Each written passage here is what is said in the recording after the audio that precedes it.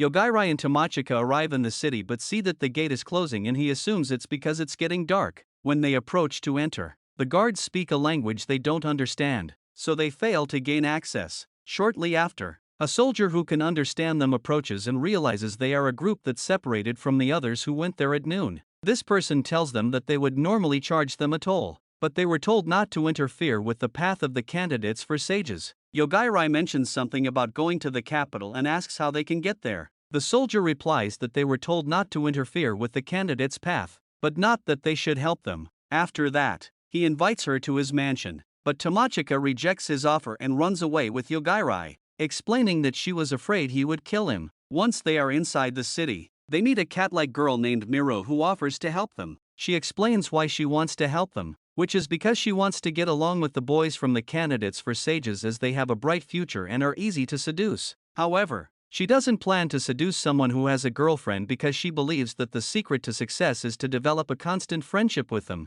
Upon hearing this proposal, the two agree to accept her help, and after a while, they finish their shopping. But to their surprise, they are suddenly surrounded by a group of bandits. It turns out to be a trap set up by Miru. Although Yogairai was already expecting something like that, these bandits tell them that money is essential, but their true targets are the untalented candidates for sages. The possessors of the gift often go crazy in that city and are hated by them, but they can't do anything to them. However, people like the two of them are highly valued. Tomochika tells Miru that despite Yogairai's appearance, he is very strong and they don't stand a chance against him, but Miru responds that a deception like that won't work, and two weak people without the gift of the sage can't do anything no matter how hard they try. The first thing Yogairai does is say that everyone behind them will die, causing each of the bandits behind them to suddenly fall to the ground. He tells one that he is half dead, but seeing him fall to the ground, he realizes that half his power is too much. Then he aims his words at the right ankle of another criminal and now uses his words on the left arm of one more. He tells the next one that their left eyes will be his, causing this criminal to cover his face in pain as he becomes blind. After dealing with most of them, Yogairai thinks that killing them one by one is not efficient. Besides, he doesn't like the feeling of them being tortured on purpose. Miru is terrified and begs him to spare her, telling him that her hungry little siblings are waiting for her to come home. Yogairai responds that it doesn't mean that stealing and selling people is okay, pointing his finger at them to say so.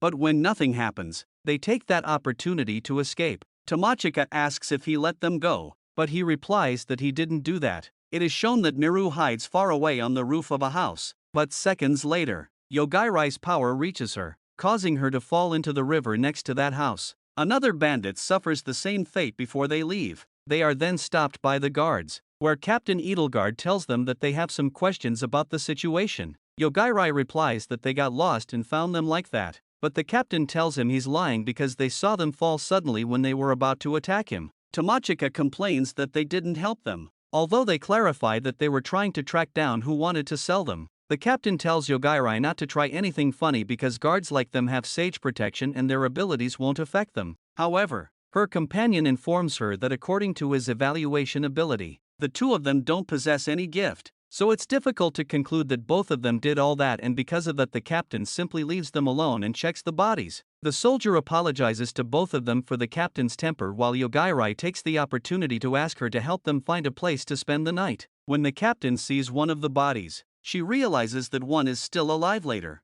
they are taken to a luxurious place where they will stay and Yogairai asks her if she is okay with sharing a room. But Tomochika thinks that's too much, and upon hearing that, Yogairai proposes that they have their rooms next to each other. When she is alone, she is suddenly surprised by a ghost, but upon closer inspection, she realizes that it is her sister, so she asks her how she got to this world. Although this being shouts at her not to associate her with her, introducing herself as Mokomoko Danura, the wife of the son of the founder of the Dan Naura school, known as the restorer of the school and the guardian of the Dan Naura family. In short, her ancestor and spirit guardian. She explains that since this situation is an emergency, she has appeared to help her and has not appeared before because that boy is really dangerous, and if she were to appear imprudently, he could erase her. Upon hearing this, Tomochika assumes that her ability works even with spirits. Mokomoko tells her that because of that insecurity, she should tell her about it tomorrow so that she can be safe. She then explains that, as she can see, She is a spiritual being and can protect her from anything except physical attacks. She also confesses that she is responsible for preventing the installation of her gift, which makes Tomochika angry. Mokomoko asks her if she wanted something suspicious to be put on her, explaining that gifts have their advantages, but when one accepts one, that wisdom will take over anyway. Her desire is to return to the successor of the Dan Naora Archery School, a mixed martial art that has been practiced since the Ean period.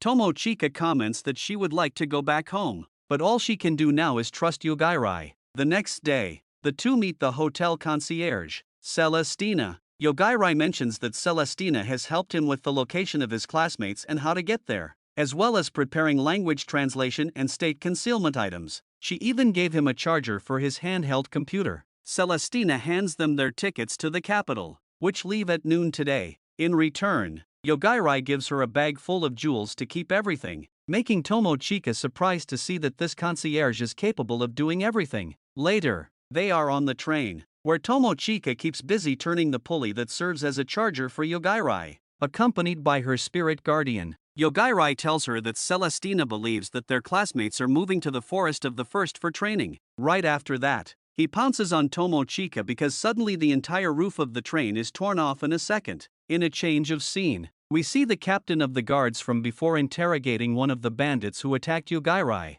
but they fail to get anything out of the bandit, whom Yogairai said would be half dead, showing that he is not in agreement. Suddenly, the wise lady tears out one of his eyes, but he regenerates a new one using his magic. Although they see that his vision has not returned despite having a new eye suddenly, he bares his fangs, revealing that Sage Lane is a vampire, and the next thing he does is bite the bandit.